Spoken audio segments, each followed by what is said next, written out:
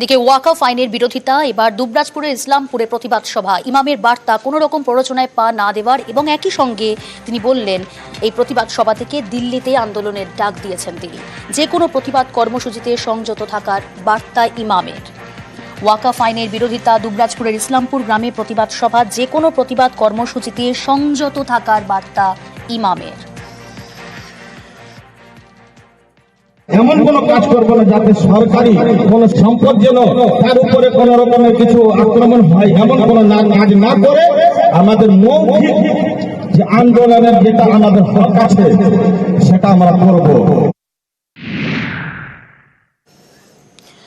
অমিত শাহকে চিঠি এবার জ্যোতির্ময় সিং মাহাতো। স্বরাষ্ট্রমন্ত্রীকে চিঠি দিলেন। মুর্শিদাবাদের ঘটনা নিয়ে সরব হয়েছেন তিনি এবং রাজ্যে আপসপার দাবি তুলে এই চিঠি দিলেন পুরুলিয়ার সাংসদ। অমিত শাহকে চিঠি জ্যোতির্ময় সিং মাহাতোর। মুর্শিদাবাদের অশান্তি নিয়ে সরব হয়েছেন তিনি। রাজ্যে সীমান্তবর্তী জেলায় আপসপার দাবি জ্যোতির্ময়ের। মুর্শিদাবাদের অশান্তি নিয়েই সরব। কেন্দ্রীয় স্বরাষ্ট্রমন্ত্রীকে চিঠি দিয়ে আপসপা জারির দাবি তুলেছেন তিনি। দিল্লি ছাড়া পশ্চিমবাংলাকে বাঁচানো যাবে না। পশ্চিমবাংলাকে যেভাবে নরকে পরিণত করেছে, পশ্চিমবাংলাকে বাঁচানো যদি যায় তাহলে কেন্দ্রীয় গৃহ মন্ত্রণালয়ের মাধ্যমেই বাঁচানো যাবে। সেই জন্য আমি গৃহমন্ত্রীকে রিকোয়েস্ট করেছি আর্ম ফোর্স স্পেশাল পাওয়ার অ্যাক্ট 1958 অ্যাক্ট হিসেবে এখানে এটাকে উপদ্রব এরিয়া ঘোষিত করে আর ফোর্স নিয়োগ করা, তবেই শান্তি ফিরবে, এটা আমি অনুরোধ করেছি। সীমান্তবর্তী জেলায় আপসপার দাবি বিজেপি সাংসদের কাজ চিঠি লেখা বলেই কটাক্ষ করা হলো। জ্যোতির্ময় সিং মাহাতোকে কটাক্ষ কুণালের। বাংলায় অস্থিরতা তৈরির চেষ্টার অভিযোগ কুণাল ঘোষের। ওনাদের চিঠি লেখা স্বভাব। এখন ভারতবর্ষের অন্য রাজ্যে যেগুলো ঘটছে, মিজোরাম থেকে আরম্ভ করে অমুক, তাদের জন্য বোধহয় আলাদা দেশের সংবিধান নাকি আমি জানি না। বাংলাকে ওনাদের কাজ হচ্ছে অস্থিরতা তৈরি করা। তারা বিষ ঢালবেন, তারা আগুন লাগাবার উপায় করে দেবেন, তো তারাই আবার চিঠি লিখবেন। তাদের এই চিঠি, এই রাজনীতিটা করার জন্যই তো চক্রান্ত করে মুর্শিদাবাদটা করা হচ্ছে। মুর্শিদাবাদের অশান্তিতে রাজনৈতিক তরজা শুরু। শামশেরগঞ্জে বাবা ছেলেকে কুপিয়ে খুন করা হয়েছে। শহীদ দিবস পালনের ডাক দিলেন রাজ্যের বিরোধী দলনেতা শুভেন্দু অধিকারী।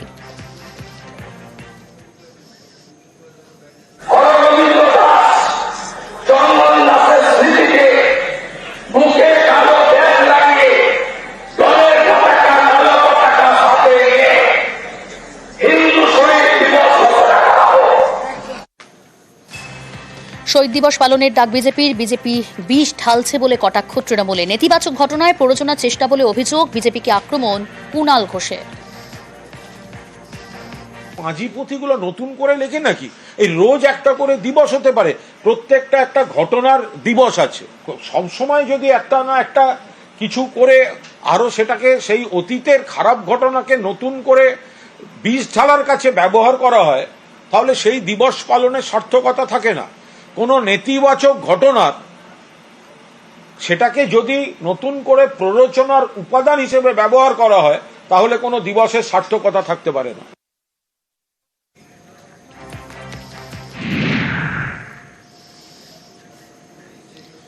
রাস্তা নিয়ে 3 জেলায় 3 সমস্যা দেখা দিয়েছে।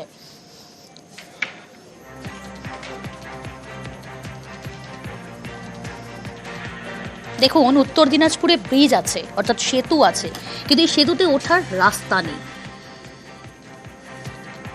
রাস্তা নিয়ে 3 জায়গায় 3 সমস্যা। মাঝপথেই থমকে রয়েছে ব্রিজের কাজ। এদিকে বিষ্ণুপুরে কংক্রিটের ব্রিজে মাটির প্রলেপ, দেখছেন সেই ছবি। ইসলামপুর, সেখানে আবার ব্রিজে ওঠার রাস্তাই নেই।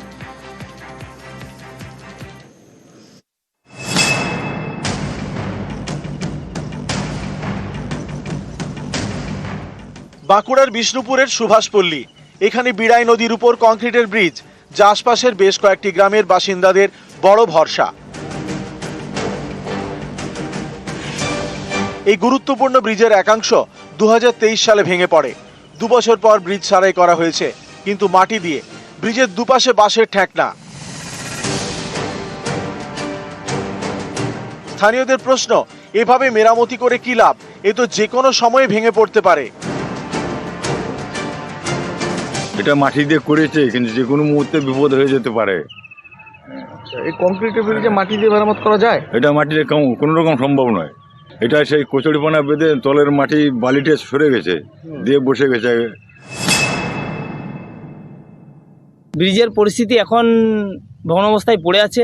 এই মুহূর্তে আমাকে পঞ্চায়েত বলার সাথে সাথে আমরা বলেছি প্রাথমিকভাবে যাতে চলাচল করতে পারে, কোনো মানুষের অসুবিধা না হয়, সেই জন্য আমরা রাস্তাটা করে দেওয়ার ব্যবস্থা করেছি গ্রামের লোককে বলে। এখন পর্যন্ত ম্যানুয়ালি আমাদের খরচা হয়েছে 8 থেকে 10 হাজার টাকার মতো।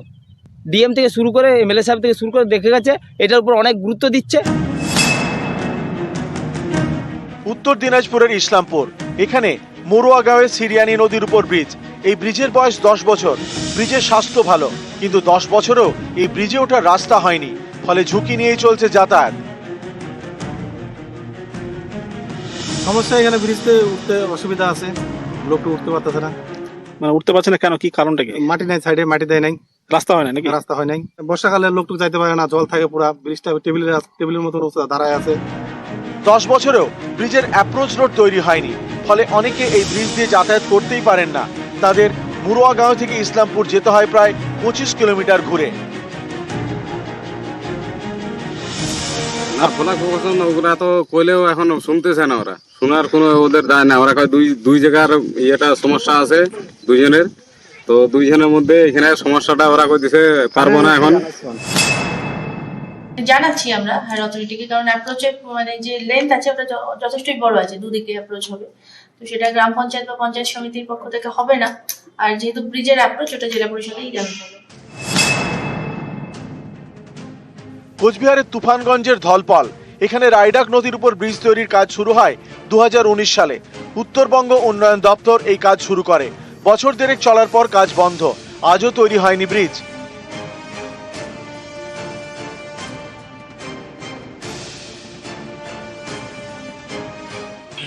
লকডাউনের থেকে বন্ধ, কিভাবে বন্ধ, কি কারণে বন্ধ তা আমরা জানি না। এখন চাচ্ছি যে ব্রিজটা হোক। উত্তরবঙ্গ উন্নয়ন দপ্তরের দাবি 2019 সালে ব্রিজ তৈরির কাজ শুরু হয়, বরাদ্দ করা হয় 5 কোটি টাকা। করোনার সময় কাজ বন্ধ হয়ে যায়। পরিস্থিতি স্বাভাবিক হলে ঠিকাদার সংস্থা বেঁকে বসে। তাদের দাবি কাঁচামালের দাম বেড়ে গিয়েছে, তাই 5 কোটি টাকায় ব্রিজ আর তৈরি করা যাবে না। আমরা পরবর্তীকালে তাকে ব্ল্যাক লিস্টেড করি। ব্ল্যাক লিস্টেড না শুধু না, তাকে আর্থিক জরিমানা করা হয়। সে সারেন্ডার করে যে আর কাজ করবে না। আমরা তারপরে একটা নতুন করে টেন্ডার করেছি এবং সেই টেন্ডার মোতাবেক ওখানে আবার নতুন করে কাজ শুরু। নিউজ 18 বাংলা। 2011 সালে বাঘের হানায় মৃত্যু হয়েছিল মৎস্যজীবীর। 14 বছর পর হাইকোর্টের নির্দেশে পরিবারকে আর্থিক সাহায্যের ঘোষণা করা হয়েছে।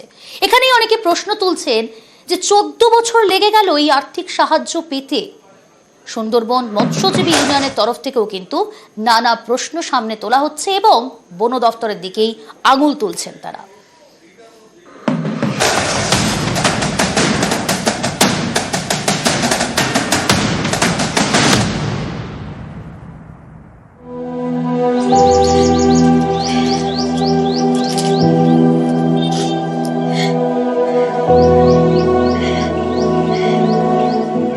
নিরাপদ মণ্ডল সুন্দরবনের মৎস্যজীবী, মাছ ধরতে গিয়ে বাঘের হানায় প্রাণ যায়। 2011 সাল, আর এটা 2025। 14 বছর পর তার পরিবারকে আর্থিক সাহায্য দেওয়ার নির্দেশ হাইকোর্টে। বন দপ্তরকে 5 লক্ষ টাকা দিতে হবে, বুধবার নির্দেশ দেয় হাইকোর্ট।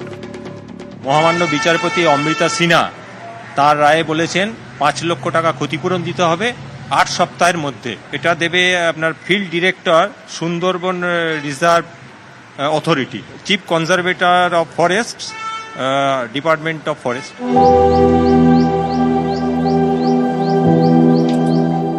নিরাপদ মণ্ডলের পরিবারের সঙ্গে তালিকায় রয়েছে আরো 2টি পরিবার।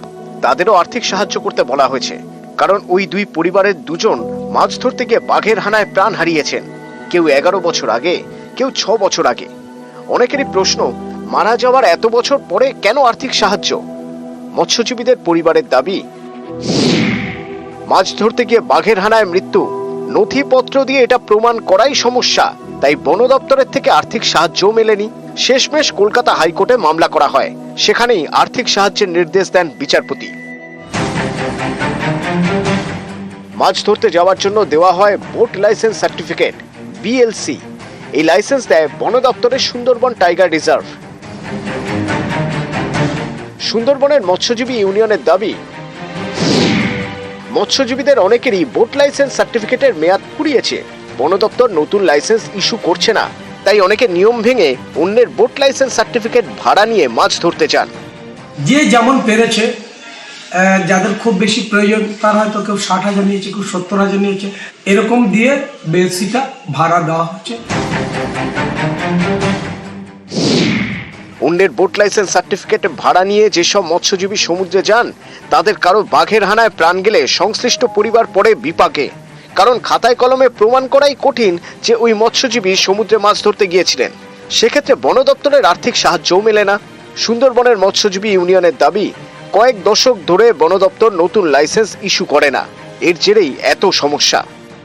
আমার যেটা মনে হচ্ছে যে এই যারা মারা গিয়েছিল এবং তাদের পরিবারকে এত বছর শুধুমাত্র এই ডিপার্টমেন্টের গাফিলতির কারণে হাইকোর্ট যখন রায় দিয়েছে, নিশ্চয়ই সত্যতা যাচাই করেছে, তাহলে এটা হাইকোর্ট করার দরকার হতো না যদি ওরা নিজেরা একটু সহানুভূতির সাথে দেখতো।